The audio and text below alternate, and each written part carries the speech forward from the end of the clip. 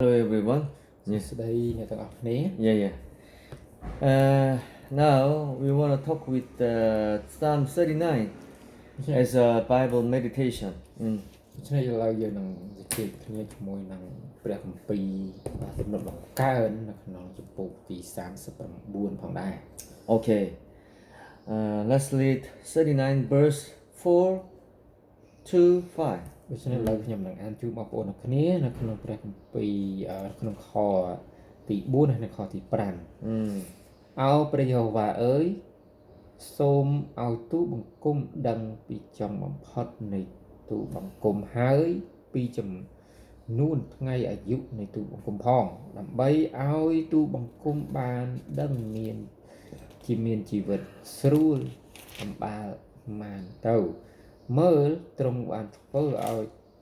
ថ្ងៃអាយុនៃទូលបង្គំបានខ្លីប្រវែងមួយចំអាមដៃ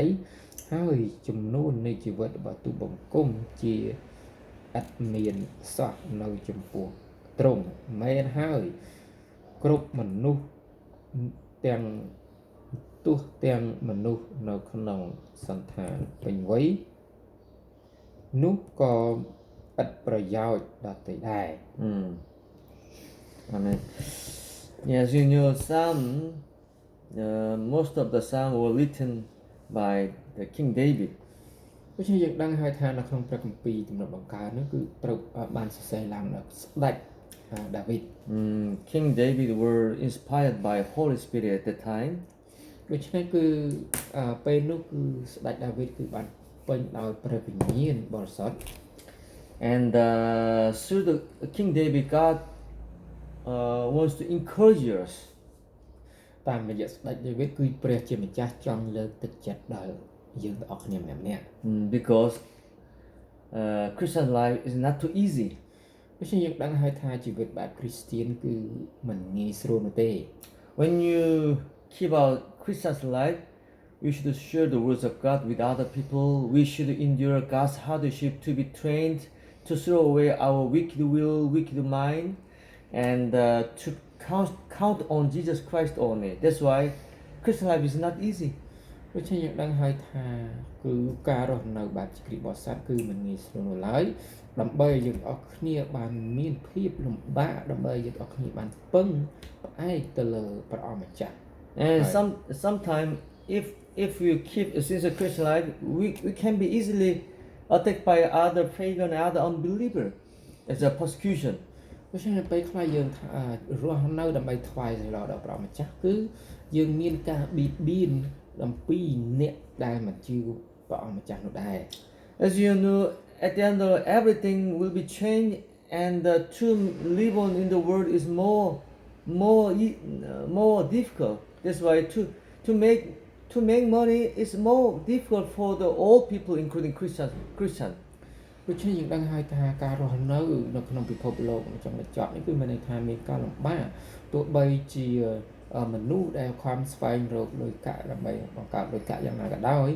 គឺមិនងាយស្រួលនោះឡើយ That's why God ordered the King David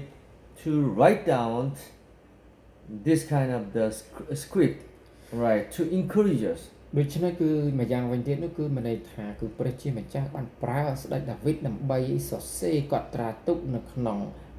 បញ្ញត្តិបទនៅក្នុងព្រះគម្ពីរនេះ This kind of scripture were written for encouraging us. នេះគឺជាព្រះរាជសារដើម្បីសរសេរឡើងនោះដើម្បីនឹងលើកទឹកចិត្តមកកាន់យើងរាល់គ្នាម្នាក់ៗ When you read the psalm, there is a King David's backsliding and triumph, overcoming. ដូច្នេះប្រសិនបើយើងអរគ្នាបានអាននៅក្នុងព្រះគម្ពីរទំនុកបង្កើនយើងដឹងហើយថាស្ដេចដាវីតបានបែរក្រោយត្រឡប់ចោលព្រះអង្គម្ចាស់ហើយនៅក្នុងការទាំងអស់នោះ And also King David's disappointment. ហើយស្ដេចដាវីតគឺបានបាក់ទឹកចិត្ត So there is a backsliding, disappointment, and the overcoming King David's triumph. ដូច្នេះគឺមានន័យថា Up and down, everything was written in the psalm. ដូច្នេះនៅក្នុងព្រះគម្ពីរទំនុកបង្កើននេះក៏មានន័យថាមានការធ្លាក់ចុះងើបឡើងហើយទាំងការបញ្ហាចឹងឧបសគ្គផ្សេងហើយនឹងការបែរចេញបែរត្រឡប់ទៅពីព្រះអង្គម្ចាស់នៅក្នុងព្រះគម្ពីរទំនុកបង្កើនរបស់ស្ដេចដាវីតនោះ The reason the reason of the reason that the kind of thing were written in the Bible is when you see King David's backsliding, we can watch out not to be go astray like King David. ជានៅពេលដែលយើងទាំងអស់គ្នាបានឃើញអំពីស្ដេចដាវីតបានបែរចេញពីព្រះអង្គម្ចាស់នោះគឺយើងមិនថាដើម្បីឲ្យយើងទាំងអស់គ្នាកុំដើរតាមគាត់ហើយដើម្បីឲ្យយើងទាំងអស់គ្នានោះបានចាំយាងដល់ព្រះអង្គម្ចាស់ពីគ្រីស្ទផងដែរ When you see King David's triumph, it was written for us to imitate King David's triumph, the overcoming victorious life, using the trusting God and meditating on the Bible, something like that. ដូច្នេះនៅពេលដែលយើងឃើញអំពីស្ដេចដាវីតនោះគឺមិនមែនជាឲ្យយើងយកគំរូតាមគាត់ទេប៉ុន្តែដើម្បីឲ្យយើងទាំងអស់គ្នានោះបានទុកចិត្តទៅលើព្រះអង្គម្ចាស់គ្រីស្ទហើយនឹងដើរតាមព្រះអង្គវិញកុំឲ្យយើងតាមគំរូពីគាត់ When you see the King David's disappointment, we can be taught by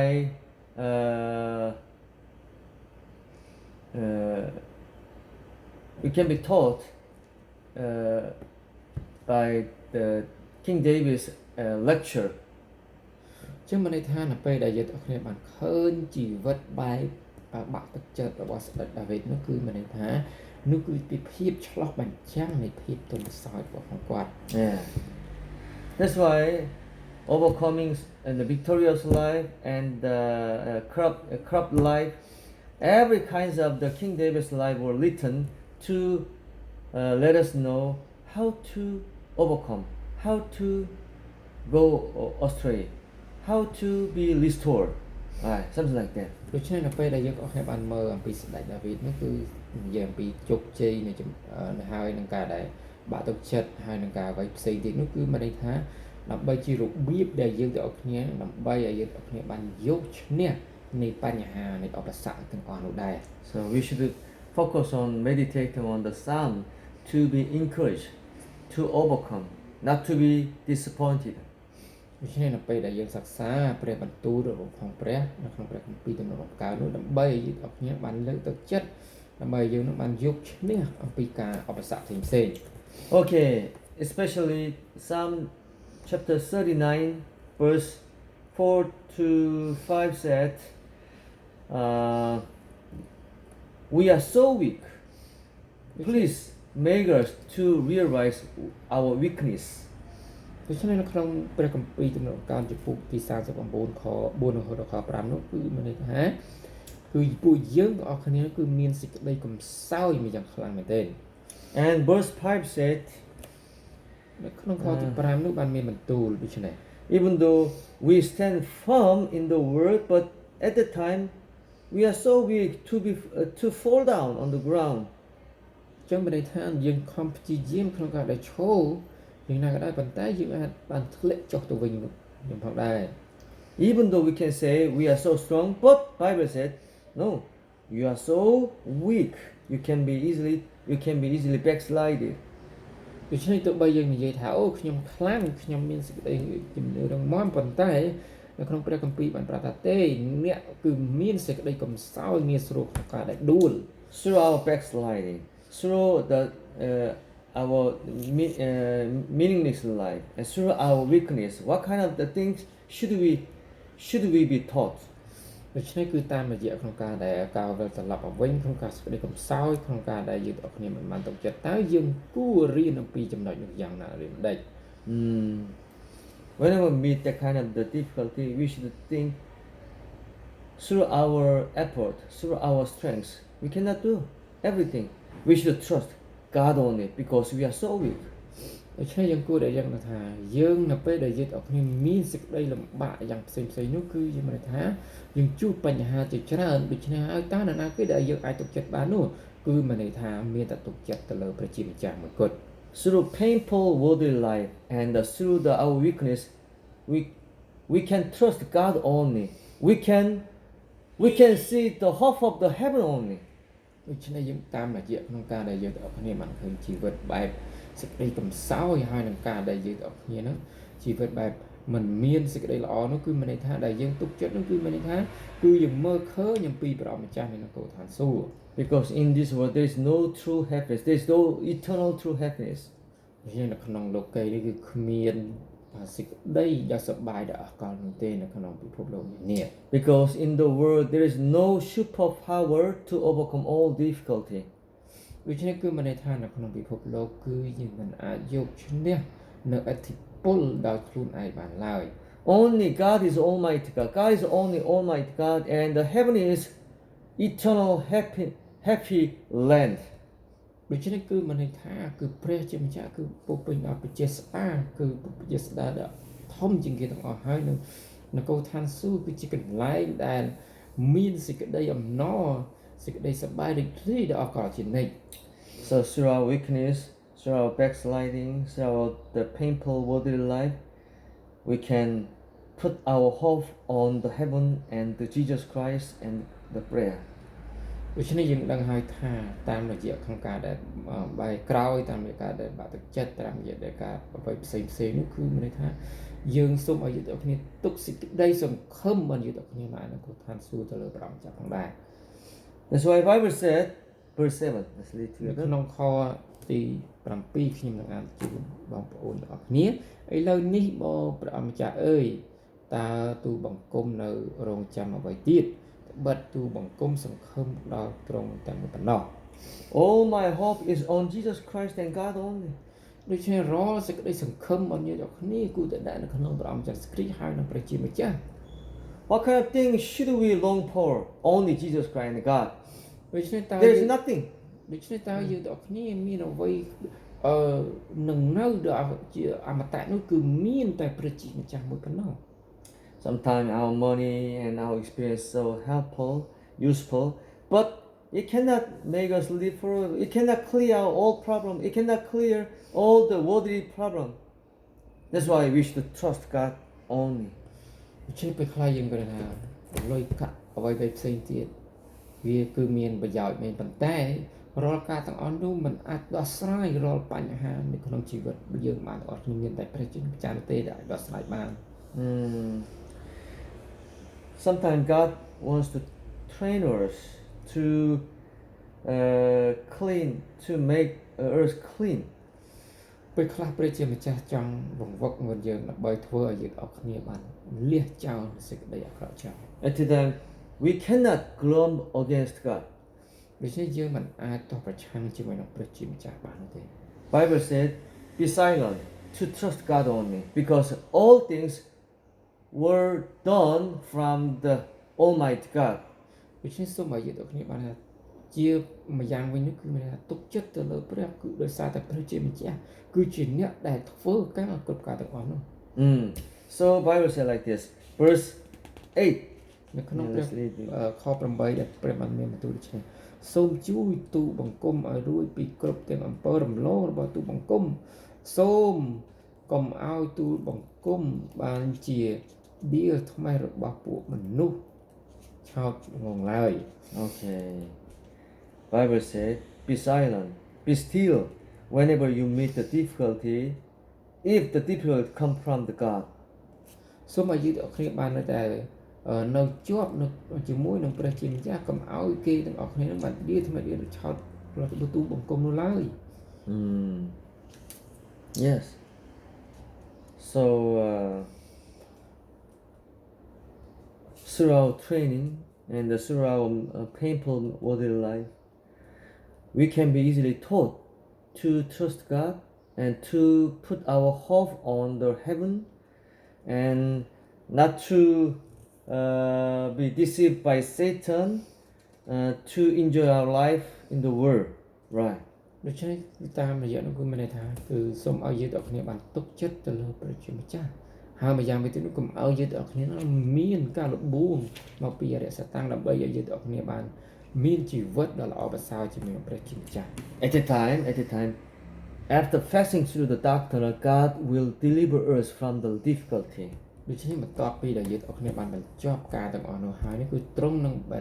ដោះស្រាយនៅបញ្ហាដែលមានការលំបាកសម្រាប់យើងរាល់គ្នា Chapter 40, verse 1. នៅក្នុងព្រះគម្ពីរដដែលនោះគឺមានន័យថានៅក្នុងខ And the verse 2, 1 និងខ verse 1 to verse 2. Yeah. ខ្ញុំនឹងអានជូនបងប្អូនទាំងគ្នាខ្ញុំបានរងចាំព្រះយេហូវ៉ាដោយអំណត់ទ្រង់ក៏បានផ្អៀងព្រះការមកស្ដាប់ហើយទូលបង្គំដល់តាមសម្រែករបស់ខ្ញុំទ្រង់បានស្រង់ខ្ញុំចេញពីអន្លង់គូរសើមឲ្យរួចពីភក់ស្លាអិតក៏ដាក់ជើងខ្ញុំលើថ្មដាព្រមទាំងតាំងជំហានខ្ញុំឲ្យជាប់ជួន Okay, Bible said, whenever we just pass through the dark tunnel, we can meet God's reward, God's response of our prayer, of our difficulty. ដូច្នេះយ៉ាងណាមិញនោះគឺមានន័យថាសូមឲ្យយើងទាំងអស់គ្នាបានរងចាំដែលទ្រង់ទាំងអស់គ្នានឹងឆ្លើយតបនឹងអ្វីដែលយើងទាំងអស់គ្នាបានស្នើសុំទ្រង់វិញ His main purpose is not to make us disappointed. His main purpose is to make us more clean, more clear, and more pure, and more trusting in God. គឺមានថាគោលបំណងរបស់ព្រះអង្គគឺមិនចង់ឲ្យយើងធ្វើឲ្យយើងទាំងគ្នាបានបាក់ទឹកចិត្តទេគឺធ្វើឲ្យយើងទាំងគ្នាបានស្អាតធ្វើឲ្យយើងទាំងគ្នាបានបរិសុទ្ធធ្វើឲ្យយើងទាំងគ្នានោះបានពោពេញដោយការថ្វាយសេរីល្អដល់ព្រះម្ចាស់ And finally, we will get God's word, God response of our all kinds of the difficulty. ដូច្នេះនៅជាចុងក្រោយនេះគឺមានន័យថាទ្រង់នឹងឆ្លើយតបរាល់ទ្រង់នឹងប្រទានពររាល់សម្រាប់ដល់យើងទាំងគ្នាហើយទ្រង់នឹងឆ្លើយតបរាល់អ្វីដែលយើងទាំងគ្នាបានស្នើទ្រង់ And the main God's solution of our difficulty is not to deliver us from the worldly, painful affairs, but to give His salvation. The first of all. ដូច្នេះគឺមានន័យថាអ្វីដែលទ្រង់គោលបំណងរបស់ទ្រង់គឺមិនចង់ឲ្យយើងទាំងគ្នាហ្នឹងបានមានការបដិបដូរឬចាក់ចេញពីពិភពលោកនោះដើម្បីយ៉ាងណាមិញនោះគឺដើម្បីដោះយើងចេញឲ្យយើងទាំងគ្នាបានទទួលសេចក្តីសង្គ្រោះអំពីព្រះម្ចាស់ So chapter 40 verse 6 to 7 said like this. នៅក្នុងដដែលក្នុងខ6និង7ខ្ញុំអានជូនឯបញ្ញាឯយ៉ាញ់បូជាហើយនឹងដង្វាយនោះទ្រង់មិនសពហរតីទេទ្រង់ក៏បានបើកត្រចៀកឲ្យទូលបង្គំស្ដាប់តាមទ្រង់មិនចង់ឲ្យដង្វាយដុតឬដង្វាយយ៉ាញ់បូជាបាបនោះទេបានជាទូលបង្គំទូលថាមើលទូលបង្គំមកហើយសេចក្តីនេះក៏បានចាត់ទុកជាទូលបង្គំនៅក្នុងគម្ពីរហើយ This verse stand for the first coming of Jesus Christ on the cross. ដូច្នេះនេះគឺជាខនេះគឺនិយាយអំពីការយាងវិលត្រឡប់មកព្រះអង្គចាស់ជាលើកដំបូង We have a lot of the worldly difficulty, as you knew. យើងមានការនៅក្នុងលោកីយ៍មានការលំបាកជាច្រើនក្នុងលោកីយ៍នេះ We have lots of things, but the problem is more difficult thing, more dangerous thing is bang plung. គឺអ្វីដែលលំបាកជាងការទាំងអស់នោះគឺមានន័យថាបំភ្លឺ That's why to clear our sin, Jesus Christ come to the earth. It's God's first solution. ដូច្នេះគឺមានន័យថាដើម្បីដោះស្រាយបញ្ហាដែលយើងទាំងនេះគឺសង្គ្រោះបានយើងទាំងគ្នា So we can say even though we didn't have any kind of the solution from God for our worldly difficulty, if we got the salvation, it is enough. ជាប្រហែលប្រសិនបើយើងទាំងគ្នាបានទទួលសេចក្តីសង្គ្រោះហើយគឺមានន័យថាយើងដោះស្រាយនៃគ្រាលំបាកយើងហើយគឺមានន័យថាយើងបានទទួលសេចក្តីគ្រោះគឺគ្រប់គ្រាន់ទៅហើយ Because 1 hour of the bang plung is more severe than whole our life's pain. ចឹងមានថានៅពេលដែលបំភ្លឺនោះគឺមានការលំបាកជាងអ្វីៗទាំងអស់នៅក្នុងពេញមួយជីវិតយើងទៀត So if you got the salvation, we can say our life is victorious. ហើយនៅពេលដែលយើងទទួលបានសេចក្តីសង្គ្រោះជីវិតរបស់យើងទាំងគ្នានេះគឺបានទទួលបានជោគជ័យហើយ Even though we are poor, even though we are unhealthy, but our life is victorious if we got the salvation. ដូច្នេះទោះបីយើងទាំងគ្នាបានជីវិតពោពេញដោយក្រតោកយ៉ាគឺជីវិតរបស់យើងទាំងគ្នាបានមានសុខភាពល្អប៉ុន្តែជីវិតយើងបានជោគជ័យហើយដែលយើងបានទទួលស្ទ្រង់ Amen. Amen. And furthermore, if we pass through the dark tunnel as a God's training to make us more clean, at that time, after that, finally, we will be delivered in this world, not only in the heaven, but in this world, we will be delivered. បងប្អូនទាំងគ្នានៅពេលដែលយើងទាំងគ្នាបានឆ្លងកាត់នៅគ្រាលំបាកទាំងអស់ហើយនោះគឺមិនថាយើងទាំងអស់គ្នានឹងទទួលរង្វាន់មិនមែននៅឋានសួគ៌ទេប៉ុន្តែនៅលើផែនដីនេះវិញ Many Christians' life demonstrate that kind of victorious life after getting salvation. So we should imitate that kind of people's life. ដូច្នេះសូមឲ្យយើងទាំងគ្នាបានចងចាំថាមានគ្រីស្ទបរិស័ទជាច្រើនតែពួកគេទាំងគ្នាបានទទួលបានជោគជ័យយើងគួរតែសង្កេតមើលយកពួកគេទាំងអស់គ្នាធ្វើជាគំរូ Apostle Paul passed through the last of the difficult, like the poverty, persecution, and the shipwreck, something like that. Every kinds of the difficulty he just met in his lifespan. But after that, he was killed on the cross. He was killed on in the Roman Empire. ដូច្នេះបងប្អូនទាំងគ្នាដូចជាលោកសាវកប៉ូលដែលគាត់បានឆ្លងកាត់រាល់គ្រប់ការលំបាកឬការអ្វីៗផ្សេងទៀតទាំងអស់ប៉ុន្តែនៅគ្រាចុងក្រោយនេះគឺគាត់បានធ្វើទុកបុកទុកមិនញដោយសារតែឆ្កាងរបស់គាត់នៅឆ្កាងផងដែរ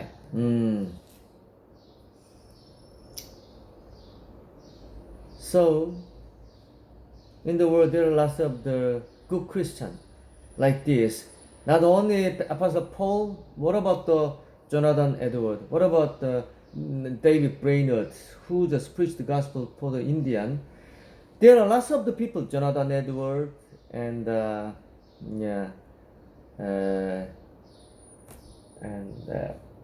David Brainerd, and the D.L. Moody in the world, in the USA. ដូច្នេះគឺមានអ្នកដែលគ្រីស្ទានល្អជាច្រើនលោក Jonathan Edwards ប្រធានលោក Moody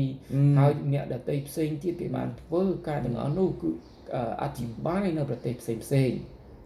When the D.L. Moody died,